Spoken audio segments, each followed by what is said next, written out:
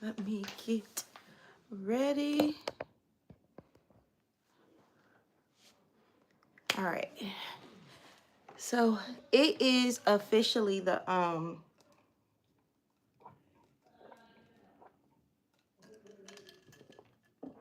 last day of January. And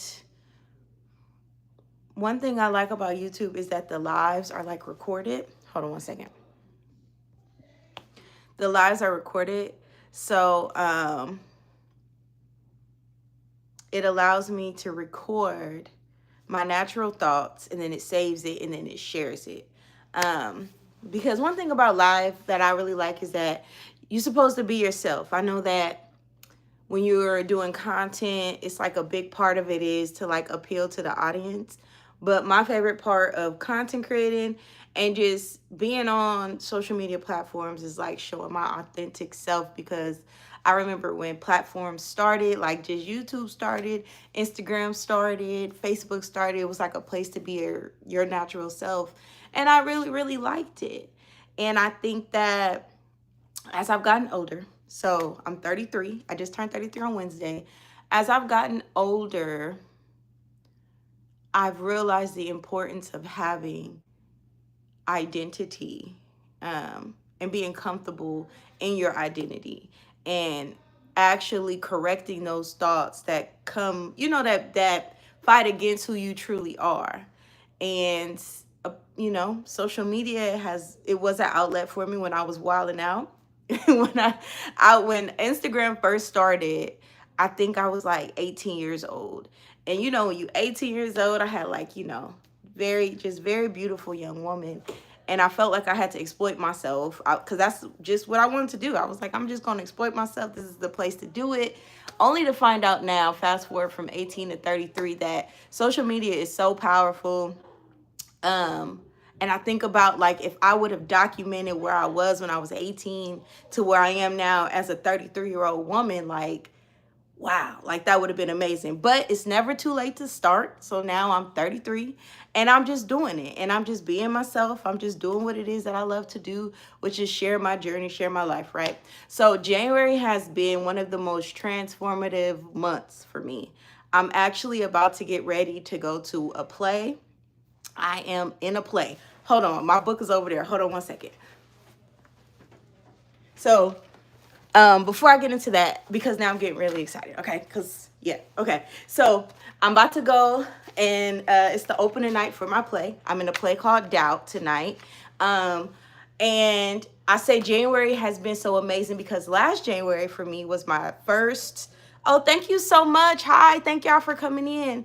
But last January was my first semester at college. I'm 33. I got 4 kids. What happened was I got married when I was 22, and I put my life on hold so my husband can go ahead and pursue his education because he was already at the bachelor's degree level. Happy Black Month, girl. Yes, I love to see it. They can't take that away. I don't care what's going on. I read they were trying to take that away. You ain't taking that away from me. But so I paused my education, and we made a deal that pretty much when the kids got to a certain age, and if he decided to stop and not do his doctorate, which he decided not to do, I'll go back to school. But at the time, that meant I gave up everything, right? I'm just a stay-at-home mom. I'm raising these babies.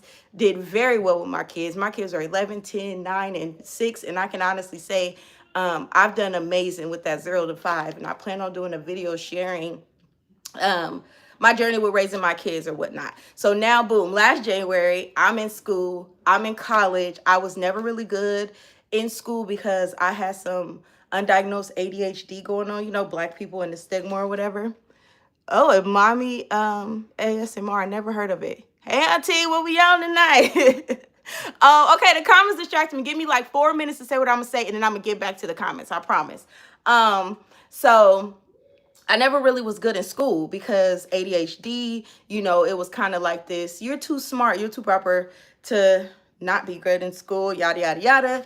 And now I'm in college having the time of my life. Last year, right? I'm at a community college. I had so much fun. So my major is communications. So one of my communications teacher for intercultural communication, she was like, I'm about to be in this play, and I think that you would do great in the play. I want you to play the only black kid. So I'm the only black person in this play.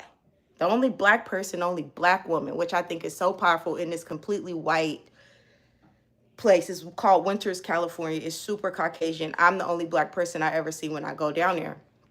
And I've been practicing, and I fought with this character. Pretty much she letting some priest have an inappropriate relationship with her child because he's the only black child in the school, and she doesn't want to take that away from him because she thinks that'll give him a better opportunity. Now, me personally, I wouldn't do that, but I was up for the challenge of this play because that's the part of being an actress. And I never thought I would be an actress. That was just like, when you're a little kid, you want to be an actress. And the opportunity presented itself to me, and I took it. As far as I'm about to, let's see. As far as I see it, it might be considered offensive. Every month is Black History Month, especially if it's, oh, nice. I agree. Every month is a month to celebrate yourself. It's a month to celebrate yourself. Whatever, I guess that means to everybody. Your heritage. I'm gonna always celebrate myself. It don't matter what month it is. Me personally, that's why I'm doing this live here, because I want to encourage y'all to celebrate yourselves no matter what and no matter who's watching.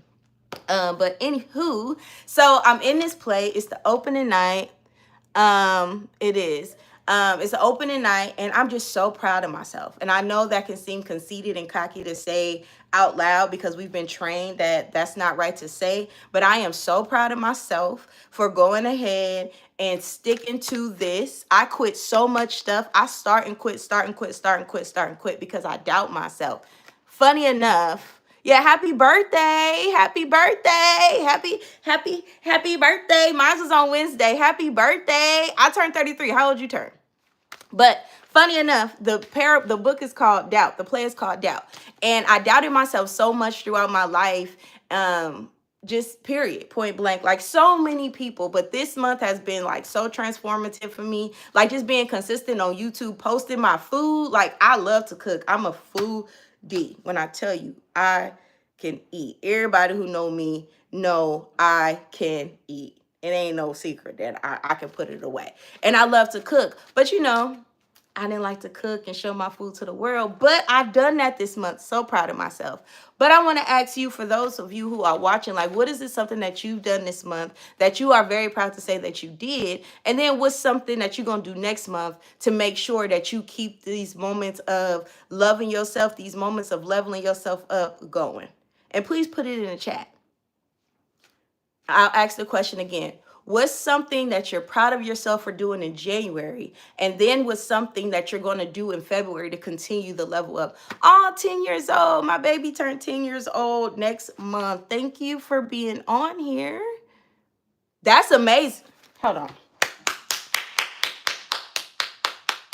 Forgiveness, literally, it frees you. So I am so proud of you, Colton Q is 2. One Colton Q is 2, because forgiveness really frees you. That's huge. Some people look at it as like that's what you're supposed to do, but we have free will, and I can choose to forgive you, or I can choose to hold on to what it is that you've done to me and make myself sick. I like this saying. It says, unforgiveness is like drinking poison and waiting for somebody else to die. And you made the decision to live by forgiveness. So I am so proud of you if nobody told you to do that. And sometimes we do that kind of stuff in secret, but I am thankful that you shared that. Good evening from Tennessee. Good evening, Chris from Tennessee. I'm in California. Also, put where y'all at. Can I said I don't know what you mean by that, but could you retype that so I can understand what you're asking? Utah, wow. I always get the coolest places. Oklahoma. Okay, Utah and Oklahoma. Oklahoma. Nice. Arizona. I want to go to Arizona. I just heard it was so hot in Arizona. So hot in Arizona. But it don't matter where you are. I also asked the question, what was something you did in January that you're very proud of yourself for doing? And then put something that you're going to do in February that's going to ensure that you continue to grow. So one thing about me, I'm all about growth. course you can subscribe. I would love it if you subscribe. Absolutely subscribe. Of course you can subscribe. Thank you so much for asking. I really appreciate that. And yes, Twisters is a slight exaggeration. Huh. I'm trying to process that. Twisters is a slight exaggeration of Oklahoma weather. What you mean by that? Because when I was saying it's hot, I was kind of referring to Arizona, but I don't know much about Oklahoma weather. But enlighten me. I would love to know. Truly giving. That just warmed my heart. Yes. That's the way to go. That's the way to go. Oh, the movie Twisters. I've seen that. I thought that's what you were talking about, but I didn't know. I've seen that. It's an exaggeration. Okay. But is it close though? But giving your life to God is amazing. It's hard, but it's amazing. I regret messing up and losing my girlfriend this month and hope next month is better. Yep, but you know what? You don't live in regret. Don't live in regret. Always make the next month better. I am in, I guess you would call it like the Bay Area, kind of the Bay Area. Us Bay Areans, we have, you know, in some places, everything ain't the Bay Area, you know, just slightly more cinematic. Okay. That's one thing I do say. I say I love California. I don't think I would leave California only because the weather and then like natural disasters. Of course, we get earthquakes, but like I can't swim. I know, stereotypical. I can't swim, but you know, I love California. So you up north? Yeah, I'm Northern California. Yeah, I'm just scared of tornadoes. That's a wind and all, like that stuff is just foreign to me. So by nature, you know, when it's foreign to you, whatever is foreign to you, you're gonna be a little scared of. So, but I mean, hey, I don't know where I'll end up one day. I have no idea. I'm just really at this point in my life where I am, I'm happy. And I understand I'm more than a mom. I am understanding I'm more than a wife, but those two things are very important to me, but I'm more than that. Like I hid behind that for so long. And I'm at this point where I just really love me, and I am excited to share myself with the world in the sense of just showing like who I am and not trying to be like everybody else I see, if that makes sense. My spiritual life. So I am a Christian. So I practice the Christian faith. But I'm not like a Christian who is like, okay, I'll put it like this. It's a scripture that says God is the spirit. Those who worship him must worship him in spirit and in truth. So I am spiritual, very much spiritual. So that's the answer to that question. But I don't want to make this about that, only because, not because I'm nervous or scared to talk about it. I've talked about my faith and everything on many of my platforms. My TikTok went off with that, and I just found out there was a bunch of, they call them like compilations or whatever, of me just on there just ministering and preaching and encouraging, because that's what I love to do. But this is more so about just living, like just spreading excitement about life. And then I also got some troubling news. One of my classmates, they are no longer with us by choice, and it really put things into perspective. Like, man, like I really want to leave a blueprint for when I'm gone. Now, I'm not thinking about doing what that person did, but you never know. You just never know. You think about all of this stuff with the airplanes, like you never know. So I'm just all about leaving my digital footprint and leaving positivity and making sure that y'all know, if y'all don't hear it from nobody else, if you hear it from nobody else, right? If you don't follow any other page, I'll put it like this. If you don't follow anyone else or stay in connection with anyone else who tells you that you can do it, you can find it here. Because I really believe in people. Not like that, not naively, but I believe that people, even the most hurt people, they deserve to hear that they can do it, that it's another chance for them. I just believe that. Something I did in January is I fully supported my wife. Oh, Yes. I love that. Go, shout out to all the husbands who is not intimidated by an intellectual woman or intimidated by their wives or their significant others who decide to pursue a higher education, because that is so important. So big ups to you, Carb Fish. That's amazing, because a lot of men, they do not support their wives in their educational journey because not because they want to keep them uneducated, but everything that comes with an educated woman, it can be scary to a man. And I get that, right? Like it can, I'm not saying that that makes the man weak or anything like that, but it's a lot when you just willingly be like, sometimes it is control in certain things. It's control, but it also triggers an insecurity that the man doesn't want to deal with. That's what an educated woman will do. Um, but that's amazing when you can do that, when you have those thoughts of like, okay, what if she gets too educated and get a good job and leave me behind? Because that's natural thoughts. It don't make you no type of way. It's how you respond. I'm big on the way you respond is what makes you how you are.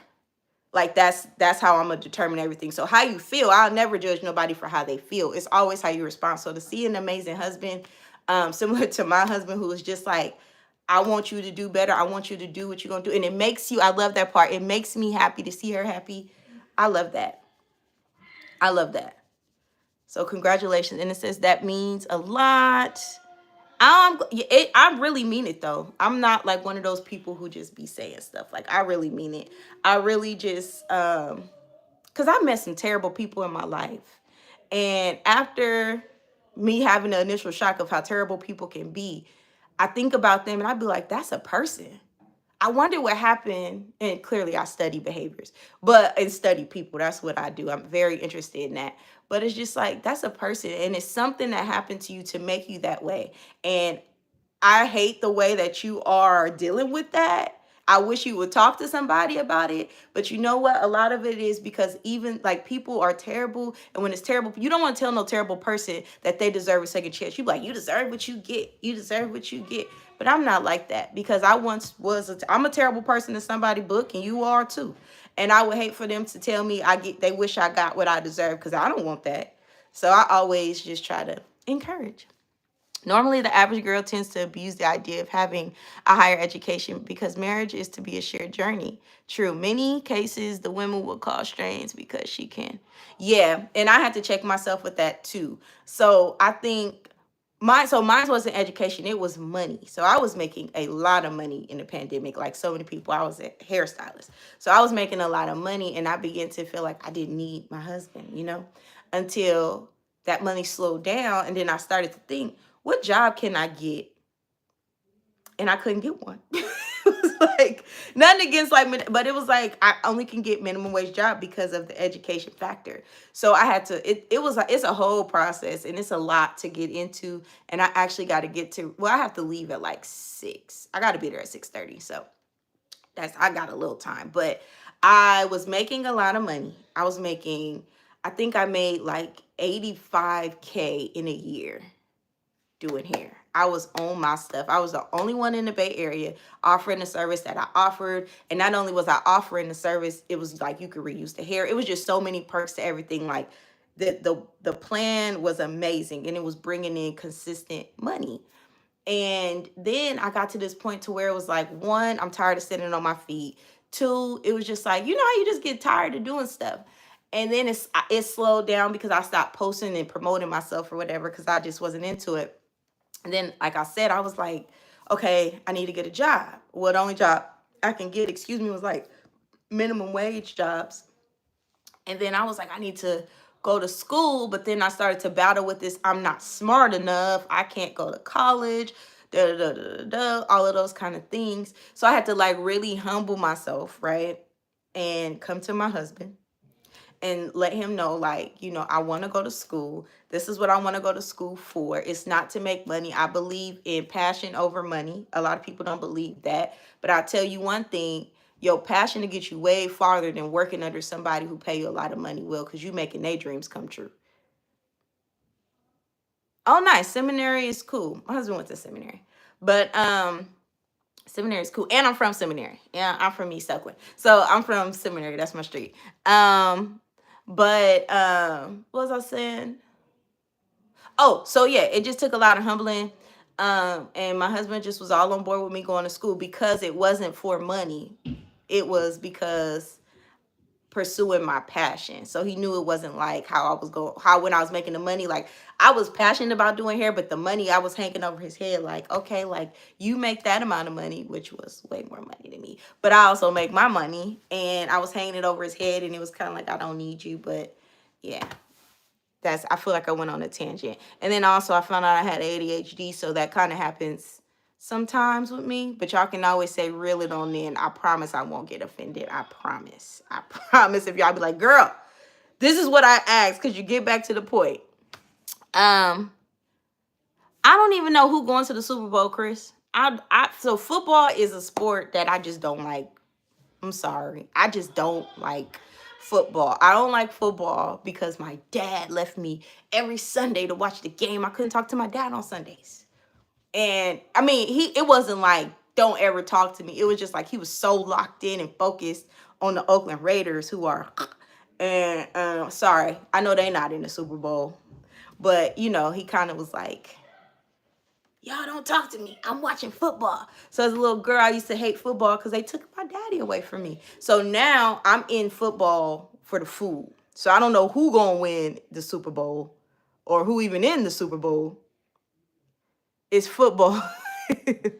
Yes, it's football. No, I am not a football person, but I'm a cook, and y'all should subscribe so you can see my little spread I'ma make. We only watch halftime in the house.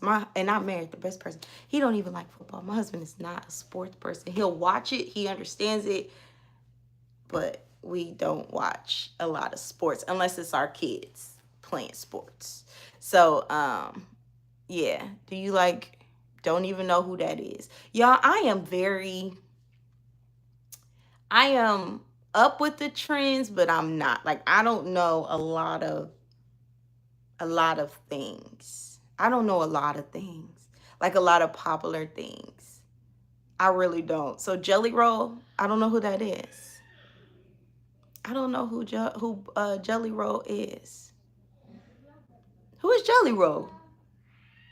I don't know. But nonetheless, the original reason I got on here, of course, was just to always spread some encouragement before y'all get in y'all weekend. Just a couple things. Clean your house, feed your kids, and then enjoy your weekend. Priorities first. A lot of people didn't grow up with mothers who did that, and that's not nobody's fault. But if you ain't heard it from nobody today, clean your house, feed your kids, and then go outside and hang out. Take care of your responsibilities. No, I would never get married again, Tariq. One second. I would never get married again.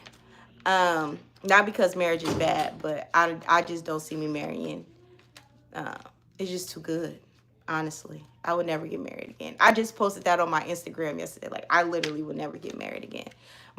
I don't think that, of course, men will want to marry me. I'm not a ugly woman. I'm energetic. I'm attractive. I'm educated. I'm driven and supportive. But at the core of me, I feel like this. My husband got me when I was like a broken up little 18-year-old girl, and I'm a 33-year-old woman, and a lot of the stuff that he's taught me is priceless. And I just don't see that happening again for me. Like, I just don't ever see it happening again for me. Not because I couldn't make it happen, but it's too good. Like, and I know that it's a lot of stuff going on and people talking about marriages and all that kind of stuff. Let me tell you something. Marriage takes work. You don't just hop in a good marriage. You build a good marriage. You build a good marriage. I'm going to say that again. You don't just hop in a good marriage. You build a good marriage. So don't fall for it if they don't check this, and that. The job of a husband, I didn't want to get into this, but we are. The job of a husband, what he's supposed to do is to plant seeds in wife. Plant seeds in his wife. You think of pregnancy. That is the perfect picture of marriage. So the man and the woman connect. The man puts the seed in the woman, and the woman carries it and brings it into life. That's how your marriage should be. It's an embryo, a baby. It's good, but it's not doing nothing. The little baby inside the mommy's stomach, it ain't doing nothing. It's just sitting there, and you waiting for it to grow and grow and grow. And then when the mom pushed the baby out, and y'all look at this baby, it's like, look what we made. That is the idea of marriage. Like, that is what it's supposed to be. But you are the dream of a country. Yeah, thank you. Yeah, it's a marriage is a beautiful thing. I'm sorry, I was reading the comments. I'm gonna get to them too, but marriage is a beautiful thing. It's a beautiful thing. Marriage is a beautiful thing, but it's work.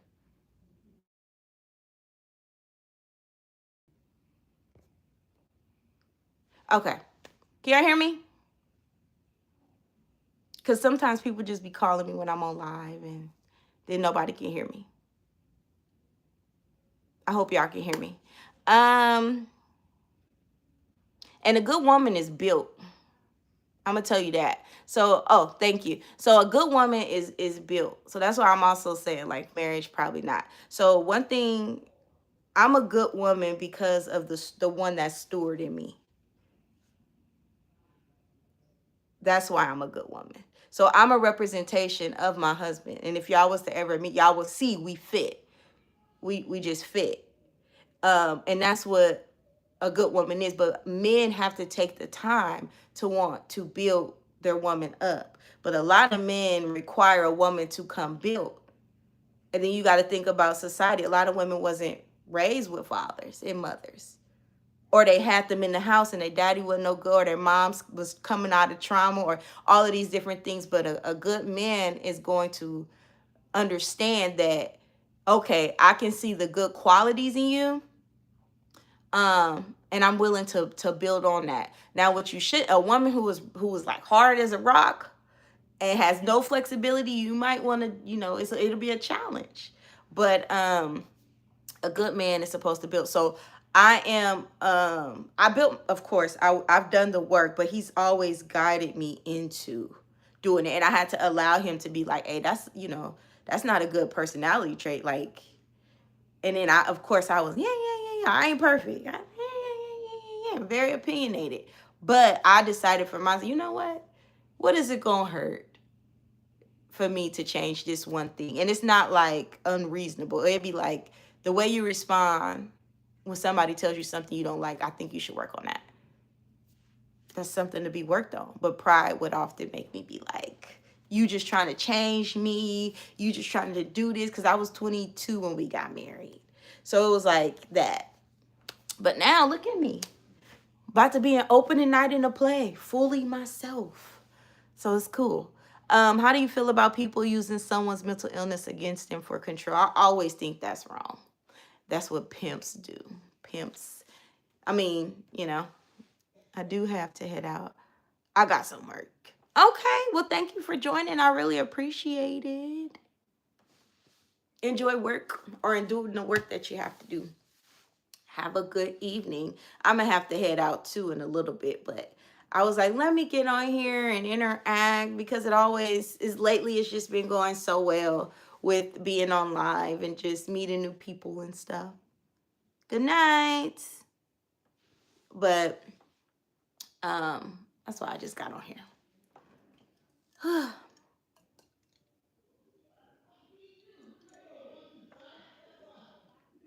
Oh, cool.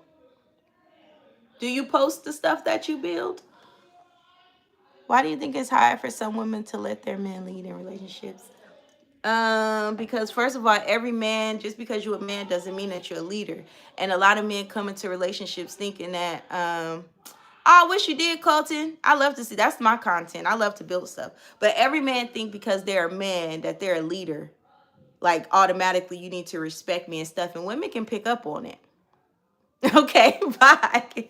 And women can pick up on it. So I think that some women, when they get with a man, they can get scared when they see, like, this man is tricking himself. I know for me, that's been the story in, like, my exes. Okay, I'll look at it for sure. But I think that some women, it's not all on the women. I think that a lot of it has to do with the men. So, and I think that as a leader, you can have that conversation. Like, is this something that I'm doing that's making it hard for you to commit to follow me?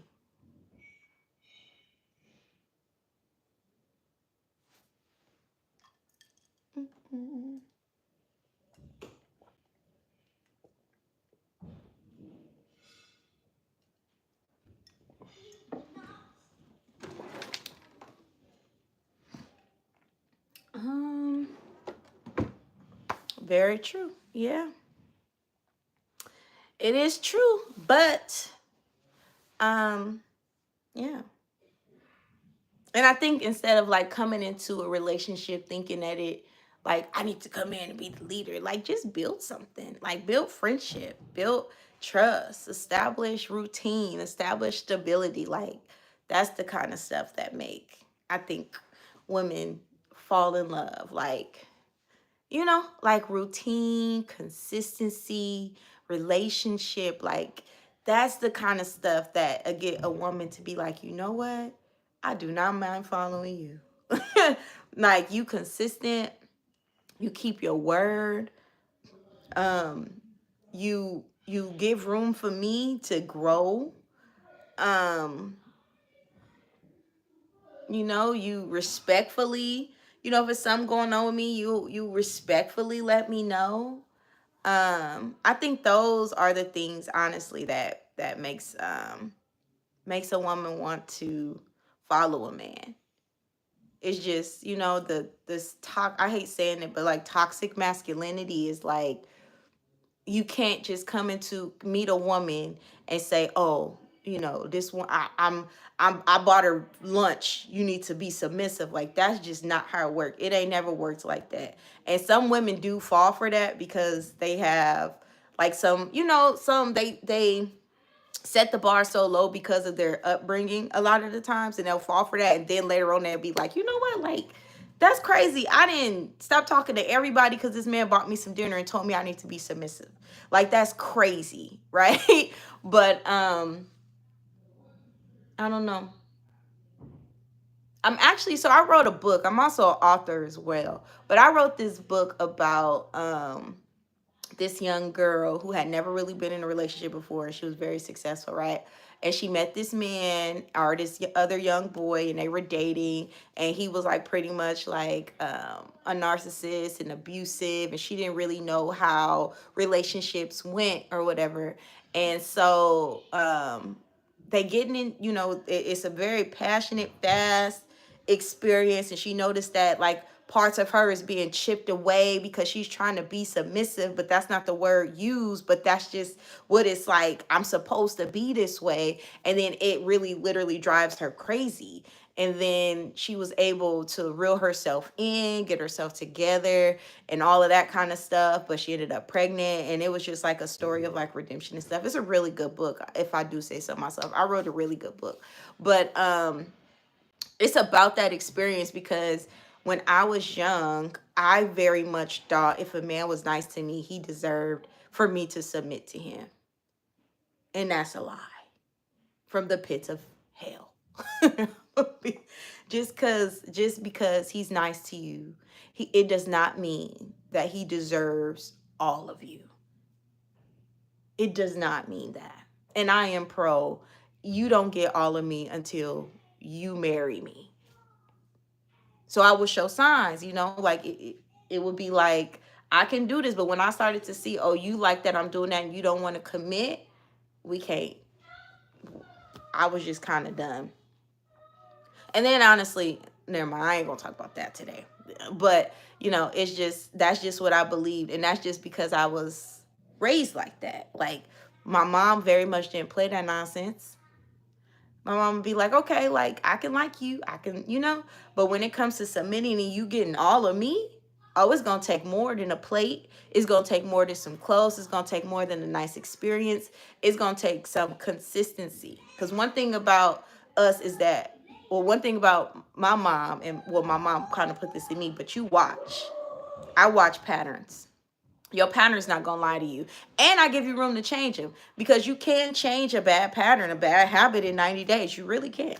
And so that's just how how I process stuff. And that's the kind of stuff I be wanting to talk about too. Like, just putting it out there and leaving videos, because YouTube videos is timeless. And I'm all about just helping people, all people, especially navigate, like, tying your life to somebody else. I think that is like one of the most important commitments ever, is that.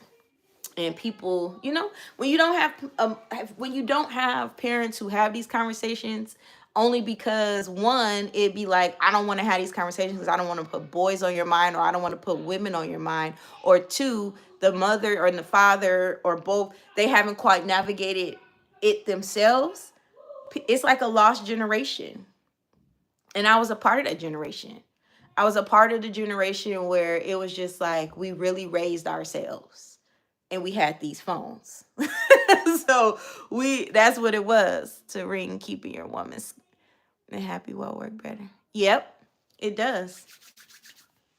It really does. But we raised ourselves. We had Facebook. We had what people wrote on there. And then you got the pictures. And then we're seeing way more people than we're supposed to be seeing. We see more people in our lifetime than they did in the 1960s or something like that. Like 1970s, I think I read. But we see too much. And when you don't have a mom and a dad, or anybody, an auntie, an uncle, who's kind of keeping you in that box, you become confused because you're trying to be everything that you see. One man say he like a BBL, one man say he don't.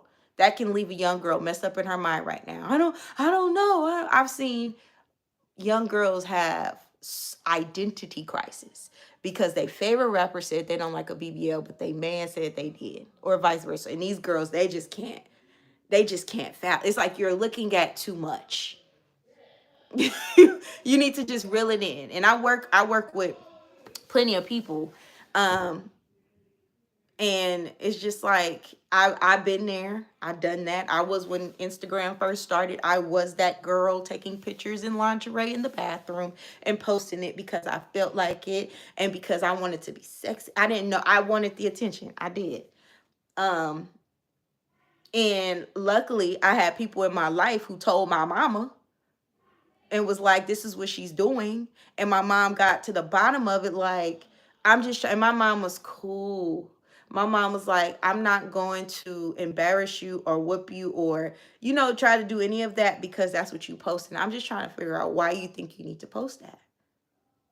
And that approach really helped. I just have to learn from my mistake that lost my sweetheart, do better for the next woman. Yeah, that's what it's about. Building blocks.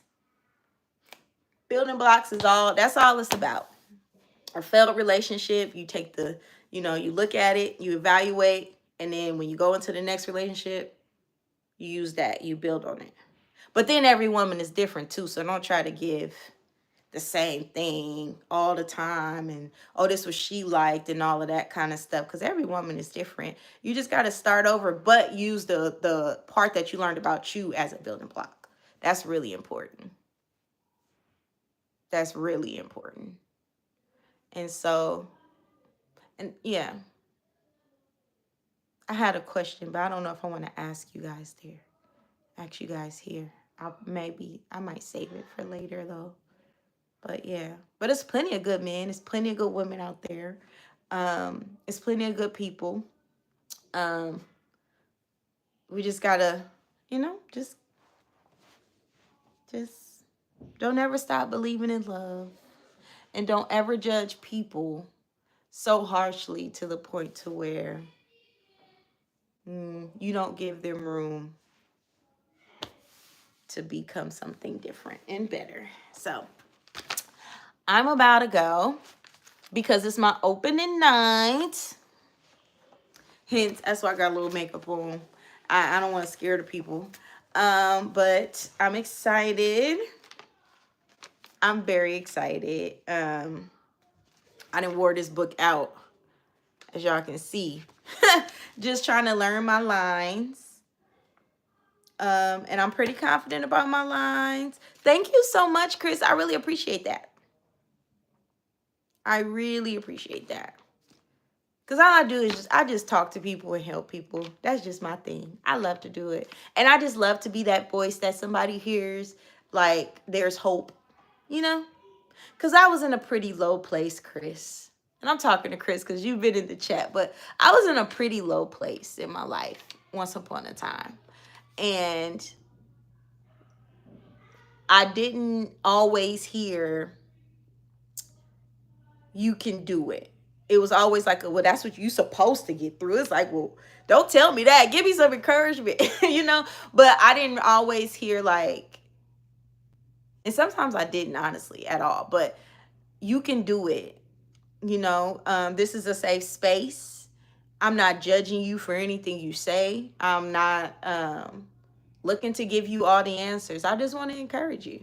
So my vow to my subscribers, and just to, when I say community now, that goes far beyond people in my actual community. This is online too.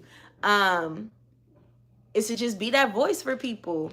You'd be very surprised at the people that you think is the most terrible, terrible, terrible people. When they talk to people like me, counselors, and they talk to therapists, and they talk to people like that, it's like you would be surprised of the intrapersonal, that means the talking that they do to themselves. The interpersonal communication is shot, and it's all because nobody told them, I believe in you and you can do it, and meant it. I'm going to say this one time. I was dating this one person a long time ago, and they was from the hood, you know, and I asked a question, and this question really, you could see it in their eyes. Their eyes lit up. Like, this is the moment they fell in love, and it was crazy to me. I said, where did you go to high school at? And he looked, and his eyes got big. He was like, and I was like, what? And it was like nobody had ever cared about him enough to ask him, where did you go to school at? To get to know him. They saw the money. They saw the cars. They saw the houses. They see hood dude. They never asked this. No woman had ever really cared to ask this man, where did you go to school? Who was your favorite high school teacher? And in that moment, that's when I also, you know, I'm like, oh my God, this is so, and he was like a terrible person. I mean, I don't want to call him a terrible person, but he wasn't the best person. You know, he's not the best person by far. But I learned so much from just that one person, that everybody has a story. And in their story, it's not a, I'm proud of you. Nobody, could you imagine living life and nobody ever told you, I'm proud of you and I'm rooting for you? Just because you're you, just because you're on the earth, just because you're here. Could you imagine that? And then you got money, you got, you know, success, you got a little clout, little stuff going for yourself and everybody around you. But they never say they're proud of you for being you. And I made a promise to myself, and I feel like it is my charge, like from God, to just remind people that you are somebody. That's one thing my mother always told me. Like, to this day, if I call my mama and say, Mom, I'm having anxiety, this schoolwork is killing me. I'm in 6 classes. I'm trying to raise these kids and, you know, love them and everything. One second. And do all of that. They know I'll be on live and they want to come show their little cute faces, but not right now. But my mom has always told me, you are somebody. You are somebody. And some people, they don't hear that. And even if you heard it as a kid and you ain't heard it as an adult, that hurts. That hurts. That's what this page is here for. I cook too. I cook. Wait, at the end of the day, we are. Whether we like it or not, whether I think you are or not, you are, because he put you here. Now, I don't know where your eternal life is going to be. That's up to you and your decisions. But while you here, it is my job to love on you. When I see you, it's my job to be like, you know what? When I see you down, I'm not going to kick you. I don't do that kind of stuff. My worst enemy could call me and be like, girl, I need to vent. And you know what I'm going to do? I'm going to listen. Even though I know, girl, you be talking about me like a dog and you lied on my name and all of this kind of stuff. But you know, I'm going to listen. And that's a skill I had to develop. But that only came because I did the work on me. I allowed that work to be done on me. I decided, you know what? I don't want to look like I don't want a hard face. Like, like people look like when I'm out and I tell people, oh yeah, I have 4 kids and been married for 11 years. They be like, what? Oh my God, what? Yeah. I know what it feels like to look hard.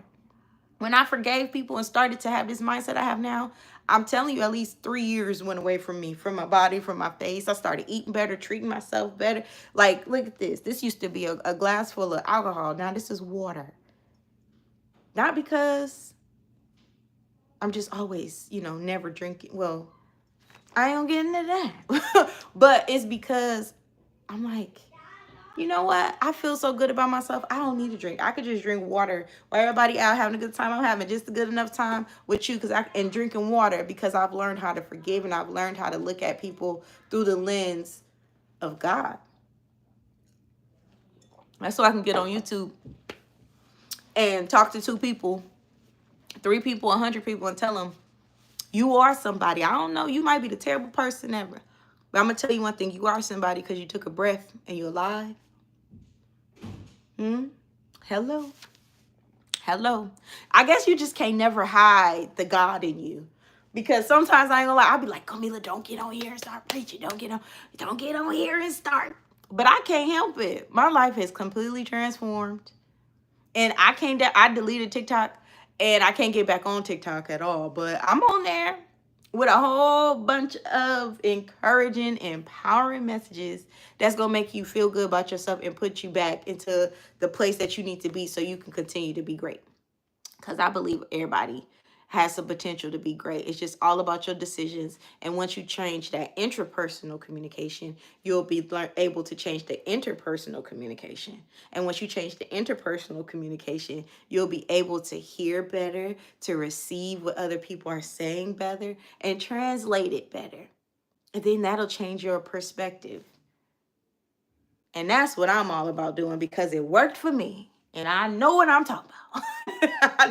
I know what I'm talking about. I'm in school getting the degree to get the research done so I can be showing y'all the paper for the people who say, she don't know what she's talking about. Listen, I know what I'm talking about, but I know what I'm talking about without the degree. I'm very confident because this is my testimony.